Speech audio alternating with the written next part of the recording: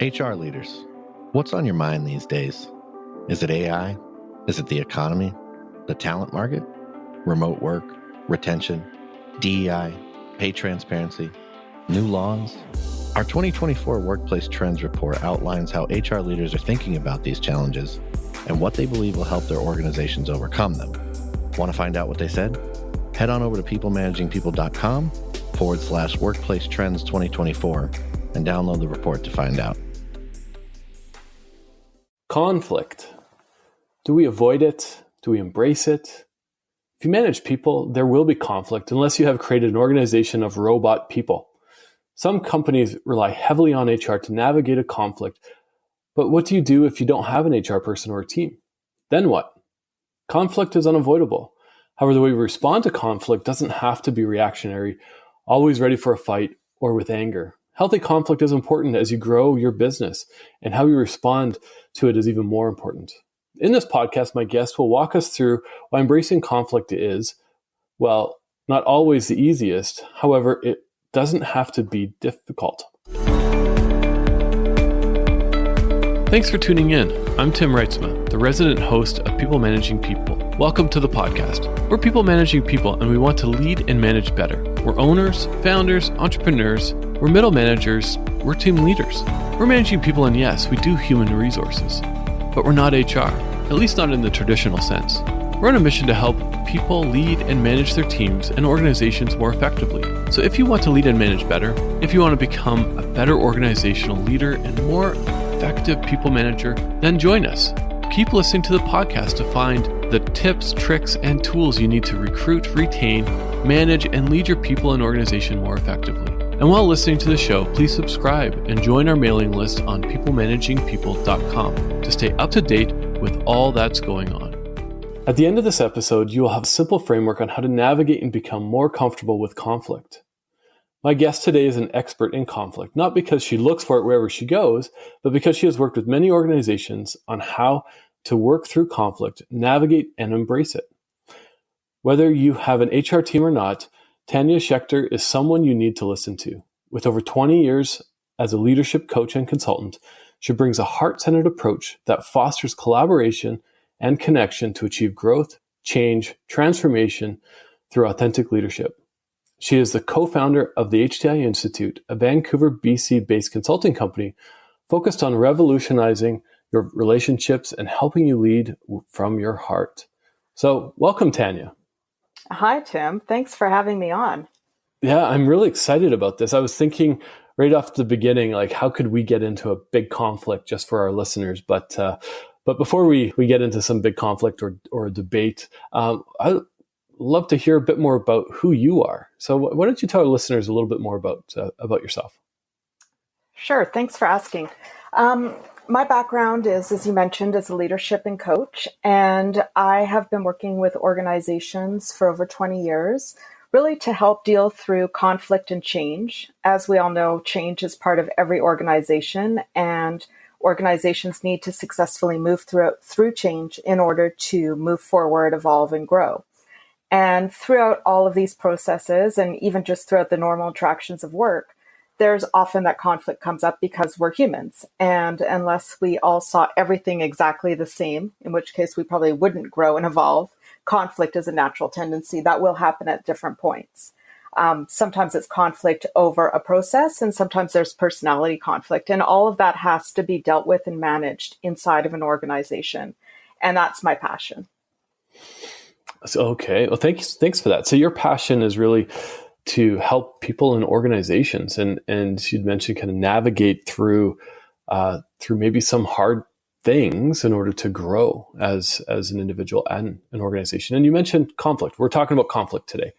And for those who are listening, I'm sure you can quickly close your eyes and think back to a latest conflict, either in your personal life or in your workplace, and think, man, did I handle that correctly, or could I have handled it better? But just for the sake of this podcast, what is conflict? Is it just a simple disagreement between two people or more, or is it something more than that? I think conflict can be a variety of things. It can be any time that there's a rub between two people. People see things differently. And the conflict comes when people start feeling like there has to be agreement. It has to be one way or the other. It's black or white. And as soon as it starts coming into a position where people have to take sides, that's where it turns conflictual. The picking of sides. Do you have an example that you can share? Maybe leave out people's names or company names, but where this, the picking of sides or where a big conflict has come up? Sure. Sometimes working in organizations, we see this a lot on teams, and it can start to happen around process. One person feels like the process should look a specific way, and somebody else believes it should be something else. And it can quickly emerge as a either or position instead of using the conflict as a way to explore and open up more possibilities so that a third way can emerge. Yeah. And it's often, I've come across organizations where there's an absence of conflict, and yet we say conflict is pretty much unavoidable. So what would be a cause of absence of conflict?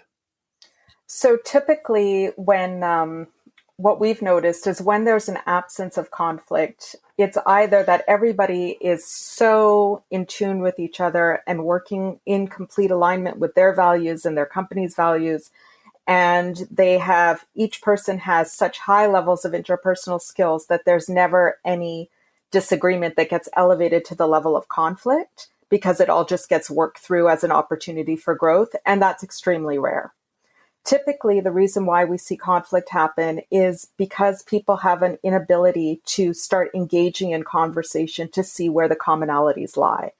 And as the conflicts or the conversations get avoided, it gets swept under the rug, but the feelings behind it and the opinions and the thoughts behind it don't disappear, and it starts to create an environment of toxicity. Yeah, I like how you brought that up. The environment of just a toxic environment, or can lead to a toxic environment. I just think of even myself. If I bottle things up instead of addressing things, it has an effect on us as humans. And I can imagine even in small or large organizations how that can have a massive effect. Totally. I mean, you can think about how that translates into the day-to-day environment. Even if I think about myself, when I'm not dealing with something, it comes out in other ways, right? And that's where you can start to see passive aggressiveness, people being clipped or short. There's not real dialogue that starts happening. There starts to be a bad or toxic feeling in the environment, something heavy and poisonous. And that's where the feelings and the weight of the environment start coming down. And that's where it often leads to a lot of disability. If it goes to an extreme, we can start seeing disability claims, mental health claims, people get physically sick, and it just translates into a cascade. Yeah, it does. I was doing some research ahead of this recording, and there's so much data to support avoiding conflict does lead to, if you're a business owner or a leader, whoever you are listening, it leads to increased cost somewhere else in your business, not just as well as now you've got a grudge or a bad relationship with somebody on your team. And I came across this quote from Patrick Lencioni, and I think it's very fitting for this part of the conversation. It says, "Failing to engage in conflict is a terrible decision, one that puts our temporary comfort and the avoidance of discomfort ahead of the ultimate goal of our organization. Conflict is always the right thing to do when it matters." So I'm going to put you on the spot there. What are your thoughts on that? I love it, because it's absolutely in line with something that I say all the time, which is you can either be uncomfortable for a really short period of time and deal with the actual conflict, or you can get more and more uncomfortable for a longer period of time. And there's more and more of an impact in that case, right? Yeah, I love that. Just being in the uncomfortable for a short amount of time. And let me ask you something a little personal then. Are you someone who avoids conflict or hits it head on? I would say that I'm more of somebody who approaches conflict because I personally feel it so much in my body that if there's any kind of what I call static, I can't relax. So I actually have found that I have to deal with things. It just takes too much of a physical toll on me. And it's interesting because my business partner, Matthew, who you've interviewed before, he's on the opposite side of the spectrum. We always joke that he's a recovering conflict avoider. And I love that. when I met him, he was kind of like conflict. Ooh, poof, like the Roadrunner, and you'd see the little cloud of dust behind him, right? And for him growing up, it was really a matter of almost anything, even as much as small as a difference of opinion could send him into a tailspin and have him avoid it. And he realized that over his lifetime, he's probably missed the opportunity to have thousands of conversations. Mm-hmm. I like that. Just a conflict avoider. I wonder if that's like something that you can put on your LinkedIn, or I could put that on my LinkedIn as a skill or a trait or something. I think there's a lot of us out there that don't necessarily enjoy conflict to the point where it seems easier just to let things go than to actually hit it head on. But it's important. We need to be addressing it. Is there a right time or right place to be getting into a conflict, or if there's a conflict going on, to address that conflict? I think there's definitely certain conditions that allow the conflict to be managed more successfully than others. Obviously, if you're in a state of complete reactivity, that's the wrong time to deal with the conflict. If, you're physically like you're on high alert, you're feeling like, oh, I have to defend myself, it's not going to go anywhere. And so there's a piece where if we can calm ourselves down physically and get to the point where we're out of the reactivity and able to stand back and observe and question our own reactions, and then start to get curious about the other person, it's a much better place to start addressing the conflict because it just becomes less aggressive. Yeah, you mentioned two things in that, is how to remain calm as well as getting curious. And so for me, I think of a conflict, in the workplace from previous place, and I wasn't calm and I wasn't curious. And so I think that's kind of a go-to, right? It's that fight or flight feeling that we get where, okay, I feel like I'm being maybe attacked or I'm taking something really personal. How do we remain calm? Do you have a technique that you can share, or something that our listeners can take away or practice? Sure. There's two pieces actually that come to mind. So in our HTI relationship map, we've got two tools. One is a navigational tool that we call Sticky. And it's really the process of stop, think, choose, and implement. So if we find ourselves getting hyper-reactive and feeling like, okay, it's time to fight, I've got to defend myself at all costs, right? That's the time at which it's time to just stop talking, stop saying, stop acting, stop whatever we were doing, and just try and calm ourselves down. And that's where the time of doing things like deep belly breathing, really to bring our nervous system down and get to a place where we can actually observe not just the other person, but ourselves, and observe our thoughts. And that's where we can start thinking and make more of a conscious choice about how we're going to respond. So it's basically giving us that chance between the stimulus and response. And I always like to say that between stimulus and response, there's the pause. And that's really what makes us human. And we can control to elongate that pause or not. And by taking the steps to elongate that pause before responding, we're much more able to respond with intention in a proactive way that will net us the outcomes that we want.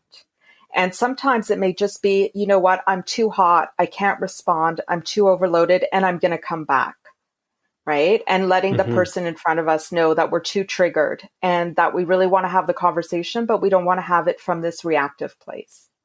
And then we can go and think about all of our different options and play between, well, which one should we choose? And then we can finally make our choice, and we can do it with the person in front of us or on our own, and then come have the conversation. I like that. It sounds so simple. Stop, think, choose, and implement. Yeah. And I think it's the word or the phrase emotional intelligence comes up in that, because being able to recognize that, okay, I'm feeling my blood pressure go up, I'm feeling more agitated, I feel like my fists are clenched because I'm getting angry, but taking a minute and just stopping in that moment, and in some cases even looking at the person, like you said, across from us and saying, look, I'm really triggered right now. I just need a couple minutes, or I'll come back to this in a X amount of time. And so is that common? Do people, in your experience, take that pause? No, I think it's something that's learned, and people who have an awareness and start practicing it, play with it. And most of us tend to go to our default fight or flight, right? So that's where it's a practice to learn to elongate that pause and really consciously pick that option over something else. Mm-hmm. Yeah, I think it's really important to practice that and to learn that. And I'm a father of 2 small children, and so I think that has helped me practice this. Okay, I need a couple minutes before I deal with this, or before I react in a way I don't want to react. And so it's super awkward at first, in my opinion. However, clearing your head, clearing your mind, and understanding, the intention. I think, often you mentioned like where conflict comes from is where 2 or more people are fighting for something that they believe is right, or someone has an opinion that is different than the opinion that you or I might have. And so a conflict might occur. And that's where getting curious really comes into play. Totally. What I love about what you said about that is it really brings to mind that often what people are fighting over isn't actually the content. It becomes the values that are underneath it. And so this morning I had a conversation with a client that I've been working with, and she was saying how her business partner, he's the creative director and the manager and the one, responsible for building the business. And she's he's the marketing and she's the creative director, right? And so for him, he's all excited because they're getting all these business meetings and all these leads, and it looks like the clients are coming in head over heels.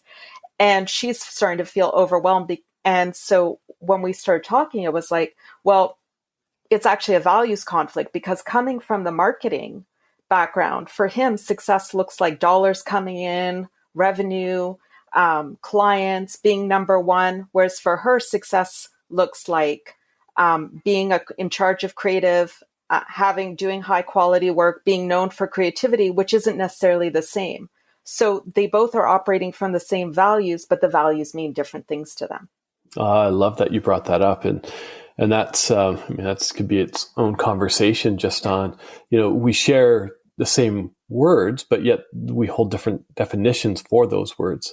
And I like how you brought that up in terms of success, right? For one person, it means lots of money in the bank. For the other person, it doesn't necessarily mean that. It means you're being really great at a given craft and skill. So, therein lies conflict. And I'm curious, I don't know if you're able to share or not, but how are these 2 people then navigating it? Do they bring in a mediator to help create a definition? Are they being coached through it? Is it gloves off, get in the ring and battle it out?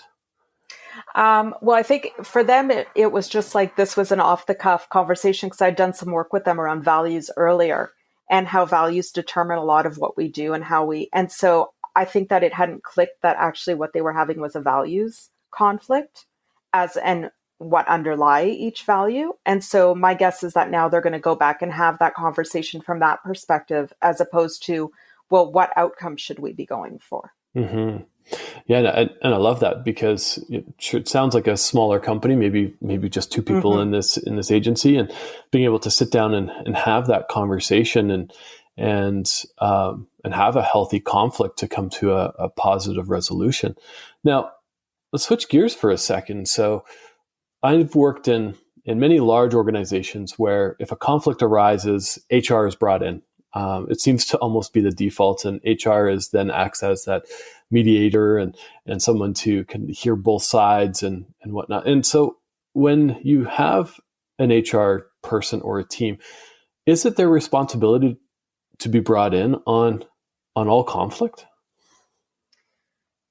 No, I would say ideally that's not the HR person's job or role. And I would say that in companies where people don't have the skill sets or don't know how to engage in having these types of conversations, that it escalates to the point where a third party needs to be there to facilitate the conversation.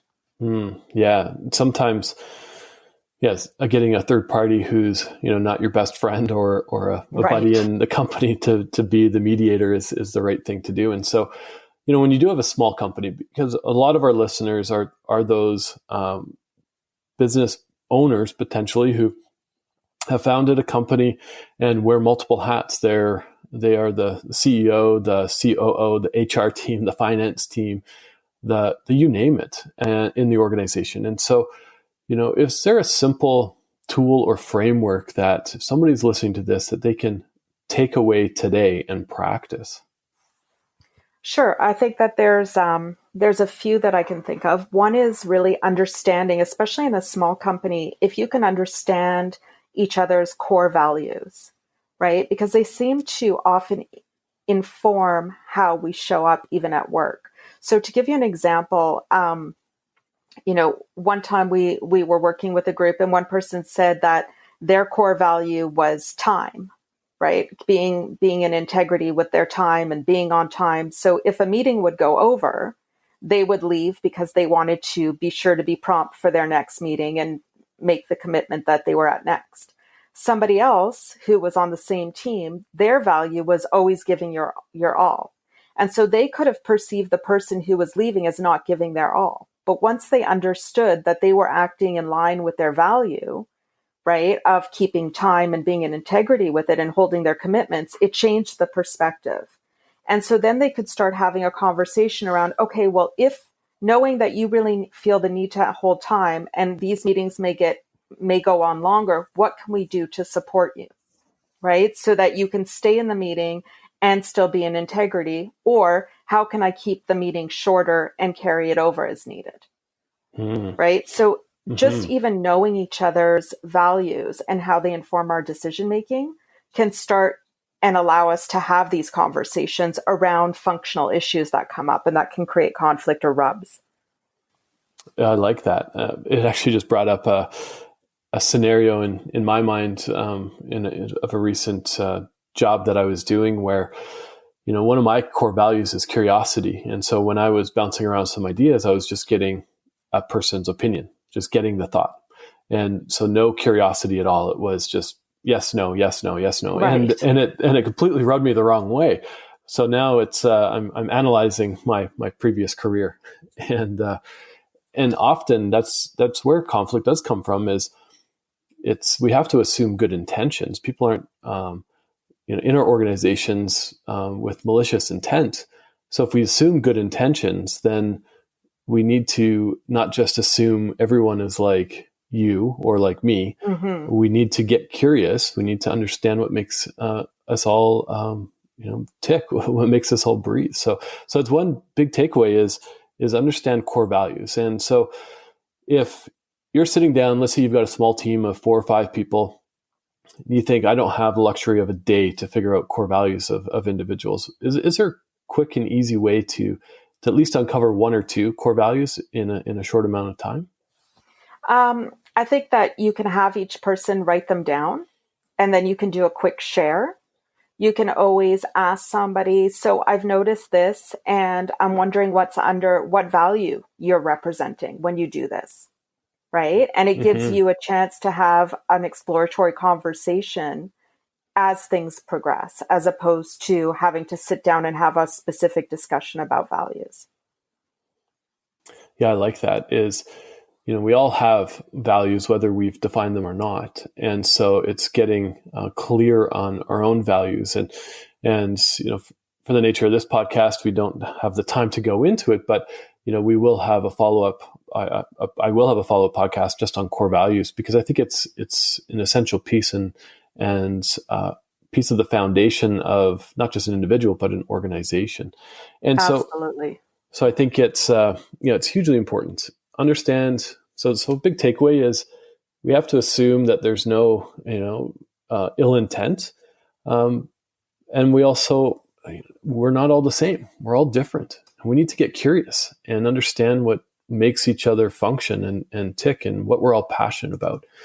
Now, I want to just switch gears a little bit to your website, HTIinstitute.com. And you've got a resource there called the Conflictometer. Right. And so I love the name. And I wish I could show up a visual of it, of all the emojis on it. And so tell me about this. Tell me about this tool. What prompted the creation of it? For those who are listening, on the left-hand side, it's red and it says run. And on the right-hand side, it says, this is an awesome opportunity. And so what does it mean? So Matt and I were developing a course on conversation and conflict, or conflict and conversation. And we were talking about how people generally, it's that fight or flight response, right? And that very few people instinctively go to, this is going to be a great opportunity, great conversation. It's, and that collaborative process. And so we thought that we would use the conflictometer. Can be used in several ways. One would be to first use it. And by the way, this is a downloadable resource that anybody can download and use. So one way would be to just look at it and see, where's my natural tendency, and to rate yourself, right? And so if you know that your natural tendency is run, well, then you also can figure out that, if I want to get to more of a place where a conflict is a potential opportunity, then why is it that I feel that it's run? Like, what's threatening about it? Is it that I don't have the skills or the tools? Is it my perception of conflict? Which area do I want to work on? And then do some work around it. And then once we've gotten some tools in our toolbox, we can then go back and rate ourselves. Are we still in the same place in terms of just generic approach to conflict? Another way of using it, though, would be, let's say I know I have to have a conversation. And so in my head, I'm like, this is going to be a difficult conversation. It's going to be heavy. I'm uncomfortable. I can rate myself and see, where am I? Am I at the point of I want to run? Am I just worried? Or can I handle it? I'm not looking forward to it, but I'm ready. Or am I totally engaged and ready for this? And I can't wait to start, having this discussion, because I can't wait to find out what it's going to open up. And if we're anywhere on the left-hand side, then it's a time to not engage in the direct conflict, and to start thinking about, well, what strategies do I need to get in place? What do I want to look at? How do I want to approach the conversation?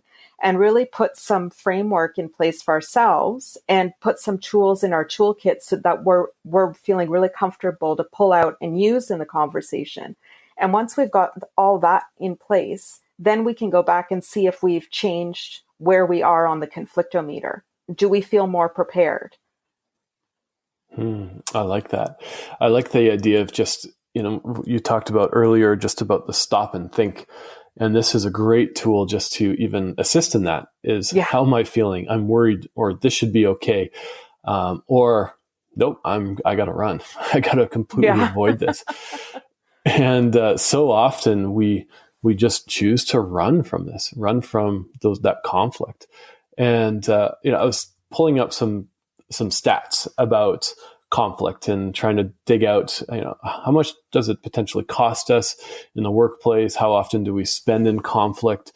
And, I found a stat, I believe it was, the average person, and I'm going to butcher this, but it was a study done and by the publishers of the Myers-Briggs assessment. In US, employees spend 2.1 hours per week involved in conflict, which amounts to approximately $359 billion in paid hours. Mm-hmm. So a lot of time is spent on conflict. And sure, again, conflict isn't bad.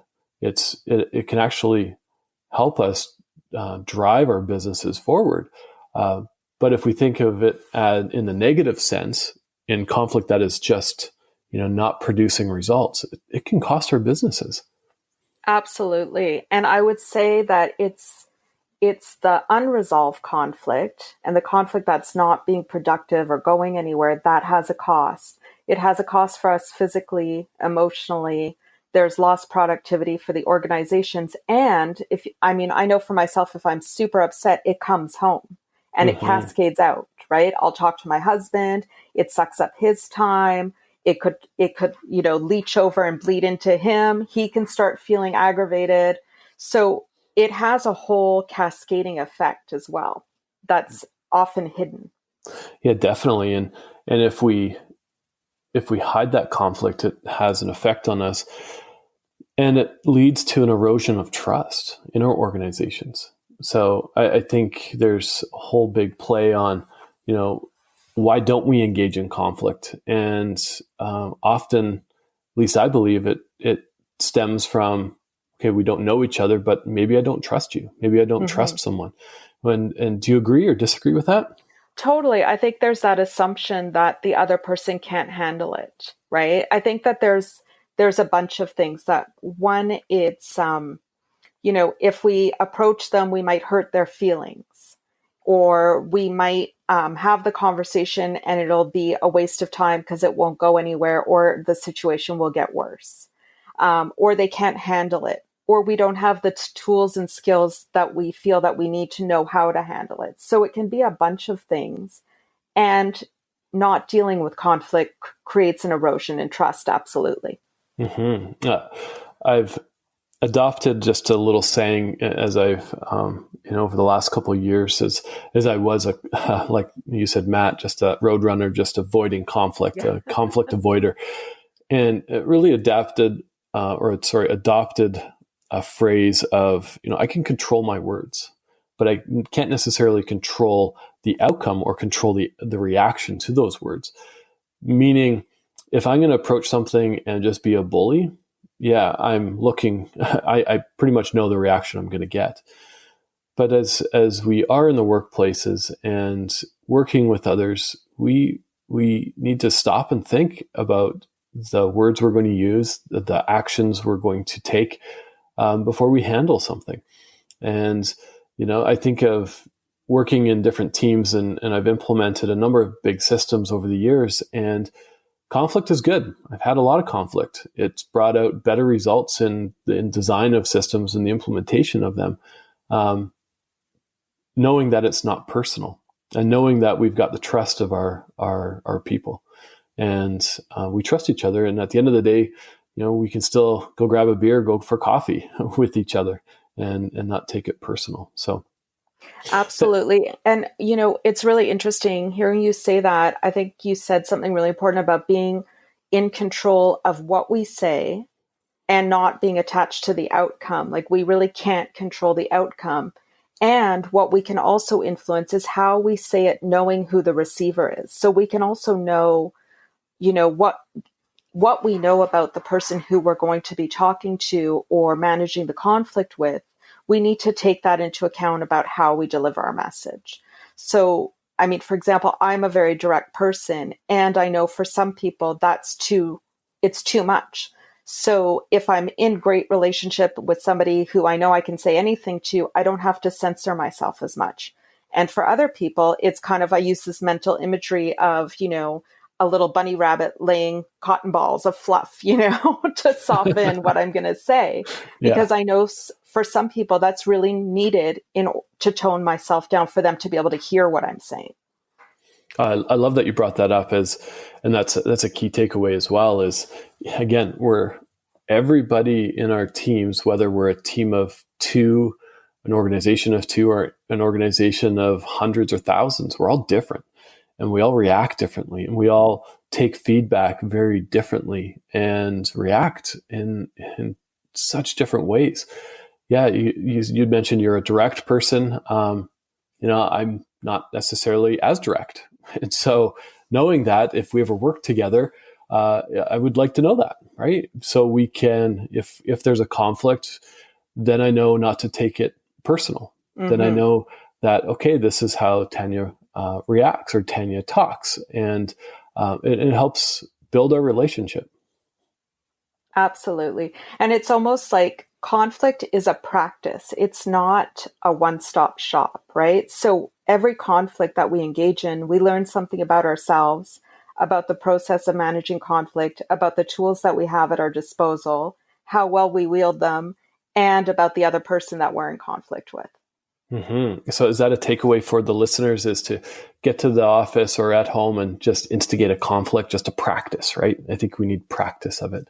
And I say that, jokingly, because, we don't necessarily want to go and look for conflict, but with the model of stop, think, choose, and then implement, as well as head to the HTIinstitute.com and look for the conflictometer. It's a great little simple resource to use. And so, yeah, I'm curious, any last thoughts, or as we wrap up the podcast, any final thoughts on conflict and how not to avoid it, and how and why we should be embracing it?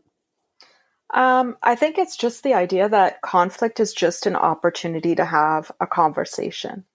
And if we can embrace conflict as an opportunity, possibilities open up, and possibilities both for outcomes and for our relationship. Oh, I like that. It's used as an opportunities for to learn and to grow and to gain different perspectives. And yeah, that's great, Tanya. And so I really thank you for taking your time today to talk to us about all things conflict, and provide just a really simple, straightforward framework for the listeners to really take home or take to the office and put into practice today. So with that, I want to thank you. And I also want to just thank our listeners for tuning in today. And if you like what you heard or have any other ideas or thoughts for podcasts, please head to peoplemanagingpeople.com, as well as subscribe to our newsletter. We'll have links to reach out to Tanya, as well as her company and the resource, in the comment section of the podcast below. So with that, I'd like to thank you, Tanya, and have a great day, everyone. Yeah, thanks, Tim. It's been awesome.